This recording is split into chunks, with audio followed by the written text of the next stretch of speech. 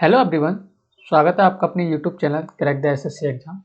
जैसा कि हम परसेंटेज पढ़ रहे हैं एसएससी सीजीएल या सीपीओ एमटीएस या आपके एनटीपीसी रेलवे जो भी एग्जाम आएंगे वन डे एग्जाम के लिए परसेंटेज पढ़ रहे हैं। तो हम कल की क्लास में हमने परसेंटेज के कुछ बेसिक्स जाने और कुछ उस पर रिलेटेड क्वेश्चन भी किए। आज हम उसका नेक्स्ट टाइप भी पढ़ेंगे, उसको आगे कंटिन्यू करेंगे। जैसा कि पहला टाइप होगा आपका कंपेरिजन बेस्ड। जैसे कैसा कंपेरिजन करेंगे, जैसे दो बंदे हैं ए या बी, इनके बीच में हम कंपैरिजन करेंगे। जैसे हम बोल सकते हैं कि ए की आय बी की आय से 20% अधिक है, तो ए की आय कितनी है 100, 20% अधिक बोला तो इसको 120% बोलते हैं। इस तरीके से हम आज कंपैरिजन बेस्ड क्वेश्चन करेंगे। तो किस तरीके से क्वेश्चन करेंगे, और इसमें पूछा जाएगा कि ए की आय बी की आय से कितने परसेंट ज़्यादा है या बी की आय ए की आय से कितने परसेंट कम है। इस तरह के क्वेश्चन करेंगे। तो क्वेश्चन के माध्यम से ही समझें किस तरह का क्वेश्चन होगा। आइए देखते हैं। देखो पहला एक क्वेश्चन है आपका, दो संख्याएं तीसरी संख्या से 30% और 37% कम है, तो बताइए दूसरी संख्या तीसरी से कितनी परसेंट कम है। अच्छा, हम तीन संख्या मान लेते हैं ए बी और सी। दो संख्या तीसरी संख्या, तो हम सी को मैं 100 मान लूँ, आप बोल दो मान लो। दूसरी से 30% तथा 37% कम है। अच्छा, मैं इसको बोलूँ ये 30% कम है, तो इसका मतलब ये 70% होगा। आप बोलो बिल्कुल, ये 70% है और ये 37% कम है, तो इसको मैं 63% मान सकता हूँ। बिल्कुल। तो बताइए दूसरी संख्या तीसरी संख्या से कितने परसेंट कम है। दूसरी संख्या तीसरी संख्या से कितने परसेंट कम है, यहाँ कितना कम है आप बोलोगे। नहीं, यहाँ पे सवाल में थोड़ा सा मिस्टेक है। ये होगा दूसरी संख्या, इसमें कहीं ना कहीं सवाल में मिस्टेक में एक बार करेक्शन कर देता हूँ। यहाँ होगा कि दूसरी संख्या पहली संख्या से कितने परसेंट कम है, इस तरीके से होगा। ठीक, तो दूसरी संख्या कितनी कम है, 7 कम है। कितनी पर बोले आपने, बोला हो ए से कम। ए से ही तो पहली संख्या से पूछा है, तो ए कितना 70% इंटू 100, यानी इसको हम काटेंगे तो 10% will be the right answer, जो कि आपका बी ऑप्शन में। दोबारा बता देता हूँ क्योंकि आपके क्वेश्चन में थोड़ा मिसप्रिंट है कि दो संख्या तीसरी संख्या से 30% और 37% कम है, तो बताइए दूसरी संख्या पहली संख्या से कितनी परसेंट कम है। तो हमने सी को 100% मान लिया, ए हमने 30% कम यानी 70, और बी हमने 37% कम यानी 63 मान लिया। तो सवाल में पूछा था कि बी दूसरी संख्या पहली संख्या से कितने परसेंट कम है, तो दूसरी संख्या पहली से पहली है तो कितना कम है, आप बोलोगे 7। पहली संख्या कितनी 70 इंटू 100, तो 7/17 इंटू 100 यानी कि 10%। आइए नेक्स्ट क्वेश्चन देखते हैं इसी तरह का। अच्छा, ये कह रहा है दो संख्या एक तीसरी संख्या से 90% और 75% कम है, पहली संख्या में कितने परसेंट की वृद्धि की जानी चाहिए ताकि वो दूसरी संख्या के बराबर हो जाए। अच्छा, देखते हैं सवाल को भी हम। यहाँ पर हम ए बी और ये आपका सी, दूसरी संख्या तीसरी संख्या से अच्छा 90% और 75 कम पर, तो हम इसको बोल सकते हैं ये सी हमने कितना माने 100, 90% कम है यानी कि ये कितना होगा 10%, और ये कितना होगा बेटा आपका 25%। तो पहली संख्या में कितने परसेंट की वृद्धि की जाए कि वो दूसरी संख्या के बराबर हो जाए। तो कितने की वृद्धि की, आप बोलोगे 15 की। कितने पर की जाए, आप बोलोगे कितने पर की जाएगी, पहली संख्या में की जा रही है 15 की, तो दूसरी के बराबर हो। दूसरी हमें कितने के बराबर हो, यानी कि 10/100। 10 से इसको काटेंगे आपका 10 टाइम्स, आपका कितना आ जाएगा 150% bill should be right answer, जो कि सी ऑप्शन में। हमने मान रखा था कि ए बी सी तीन संख्याएं जिसमें आपकी पहली संख्या 90% कम है और दूसरी संख्या 25% कम है। तो हमने बोला सी संख्या को आप 100 मान लीजिए और उसी हिसाब से 90% कम है, इसको 10, 75 है तो 25%।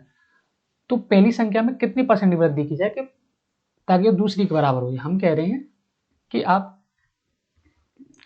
15 बढ़ानी चाहिए, हमें कितने पे बढ़ानी चाहिए 10 पे, तो कितना 150% की वृद्धि करोगे तब आपका ये दूसरी संख्या के बराबर हो जाए। तो नेक्स्ट क्वेश्चन देखते हैं। अच्छा ये सवाल है आपका कि ए बी से 25% अधिक है, बी सी से 40% कम है या सी डी से 30% कम है, तो ए डी से कितना परसेंट कम है, कितना कम बोल सकते हैं। तो अच्छा ए बी से कितना परसेंट अधिक है, ये 25% का मतलब होता है आपका 1/4, यानी कि ए बी से, यानी कि बी 4 है तो ए आपका 5 होगा। बी सी से 40% कम है, यानी कि 40% का मतलब होता है 2/5, ए 5 होगा तो 40% कम, यानी कि 2 3, ठीक। सी डी से कितना कम है, यानी 10 है तो ये 7, 30% का मतलब होता है 3/10। यहाँ से हम ए और डी के डायरेक्ट मान निकाल सकते हैं। 5 या 15, 15 7 105, 524 100, सॉरी में कितना आएगा आपका यहाँ पे 100। तो ए डी से कितना परसेंट कम है, यहाँ पे ए डी से कितना परसेंट कम है, तो आप बता सकते हो 100 पे 105, यानी कि 1.5% will be the right answer, जो कि आपका बी ऑप्शन में भी है और सी में भी है। चलो कोई मान नहीं, तो मैंने बोला ए, यहाँ में रेशियो ले रखा है आपका, ठीक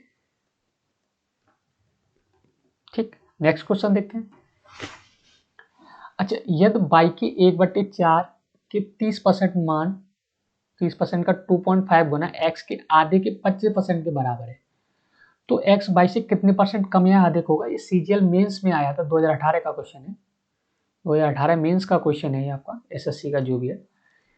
अच्छा यदि बाई के 1/4 के 30% का 2.5 गुना एक्स के आधे, यानी एक्स का आधा कितना होगा 1/2, 25% का मतलब 1/4, मैं ऐसे लिख सकता हूँ, इक्वल टू बाई के बाई मल्टीप्लाई 1/4 इंटू 30% का मतलब होता है 3/10, 2.5 गुना यानी कि 2.5, इसको मैं 10 लिख दूँ पॉइंट हटाने की जगह, चलो ठीक है।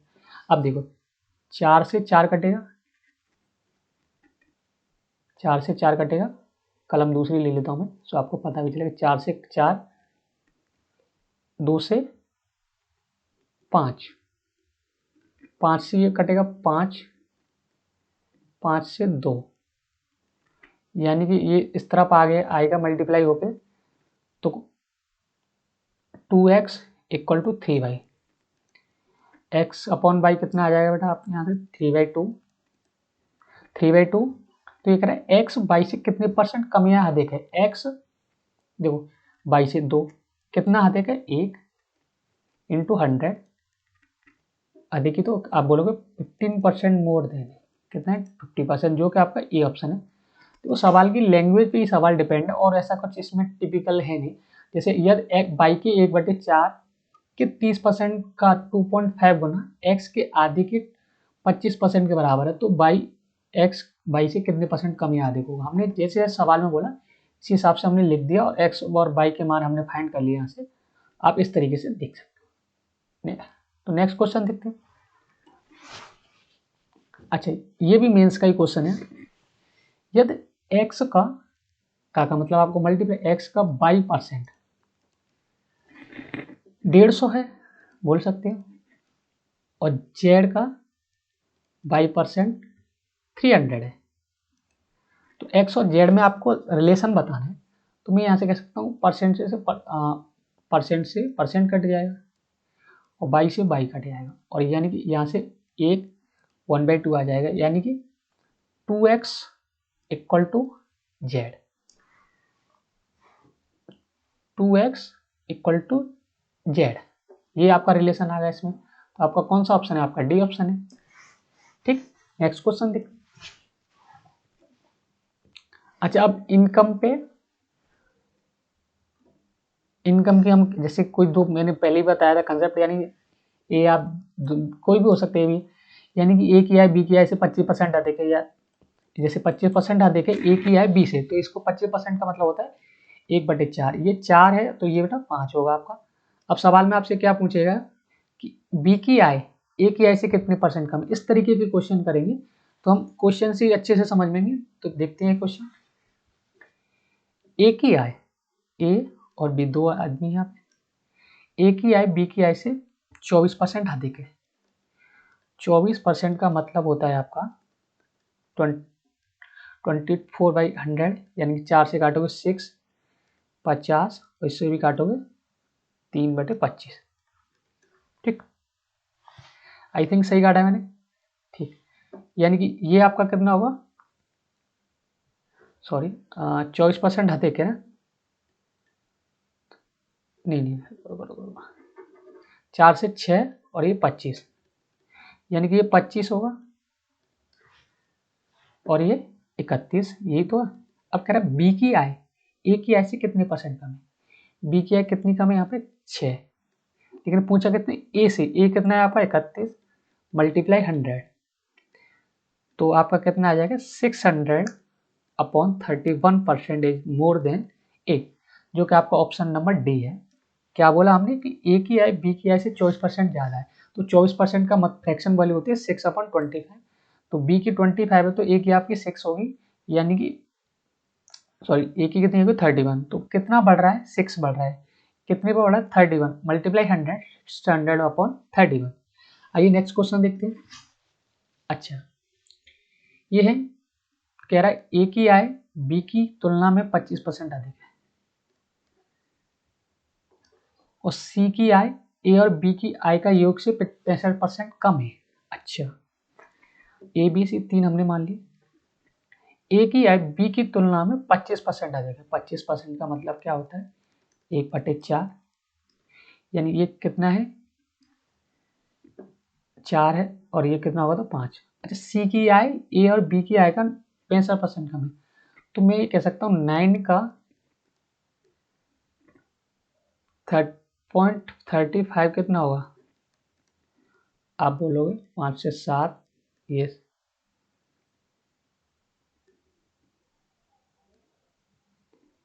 या फिर हम यहाँ से इस तरीके से कर सकते हैं इसको ना 50 और 40 मान लें, तो दोनों की आय 90 होगी, इनसे 65% कम है।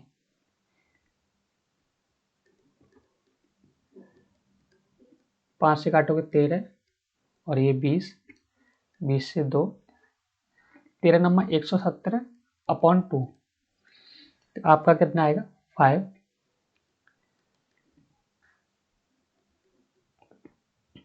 8.2। ठीक, अब कह रहा है सी की आय ए की आय से कितने परसेंट कम है, कम है वो ये ज़्यादा होगी, सॉरी हमने 35% निकालना था इसका, चलो कोई बात नहीं है, तो 90 में इसको हम माइनस कर सकते हैं, 19 में से 58.2 माइनस करोगे तो आपका 8 और ये यहाँ पे बचेगा 1, मतलब कितना बचेगा 30.18। ये कह रहा है सी की आय ए की आय से कितने परसेंट कम है, या 50, इसमें कितने का डिफरेंस होगा आपको बोलो 18.2 का इंटू 100, ये 0 से ये 0 कटेगा, 5 से ये 0, 5 से 5 15 और आपका 3 5 31, लगभग 37 पॉइंट के आसपास आएगा, तो डी आपका राइट आंसर होगा। अच्छा ये यदि कोई छात्र की संख्या को 11/16 के बजाय 7/12 से गुणा करता है तो प्राप्त उत्तर में गलतियां करते हैं। आपने बहुत सवाल ऐसे देखे होंगे जो रिसेंटली पूछे भी जाते हैं, तो यानी कि कोई छात्र 11 या 16 की बजाय 7/12 से गुणा करता है। हम क्या करते हैं ना ऐसे में, इन जो डिनोमिनेटर है उसके ऐसी कोई संख्या लेते हैं कि जिससे फ्रैक्शन ना बने, तो हम क्या करें 12 और 16 का कोई नंबर मान लेते हैं, मान के चलते 48, आप बोलो ठीक है, तो 11/60 इसका 48 का कितना होगा, आप बोलोगे 3 33 और ये इसका 7/12 कितना होगा, आप बोलोगे 4 28, यानी कि 33 करना था लेकिन 28 कर गया, तो उसको गलती कितनी होगी, आप बोलोगे 5 की गलती हो रही है सर, कितने पर हो रही है 33 पर, अपॉन सॉरी मल्टीप्लाई 100, तो 500/33, जो कि आपका आंसर आएगा, मैं 500 को 33 से डिवाइड करके देख देता हूँ, 33 सेकंड 33, 7 और 5 में से 4 में से 3 गया तो 1 और 0, 33 पंजे 165 होता है। जैसे ही मुझे 33 पंजे देखा तो आपको लगेगा 15 के बराबर आना है, तो सी ऑप्शन आपका राइट आंसर है। तो आपको पूरी कैलकुलेशन भी नहीं करनी होती, आपको एक बार ऑप्शन भी देखनी होती है। तो आई होप ये क्वेश्चन भी समझ में आएगा। नेक्स्ट क्वेश्चन देखते हैं। तो आज की क्वेश्चन तो हम यहीं पे समाप्त करेंगे। इससे आगे वाली वीडियो में हम और परसेंटेज के कुछ अच्छे अच्छे सवाल करेंगे। तो आप इसी तरह वीडियो को देखते रहें और लाइक एंड शेयर करें। और आपको पीडीएफ के लिए टेलीग्राम में नीचे लिंक दिया हुआ है, उसको आप ज्वाइन जरूर कर लें, जहाँ पर हम पीडीएफ और अपडेट जितनी कब भी हमारी क्लास होती है उसकी अपडेट दे सकते हैं। Thank you.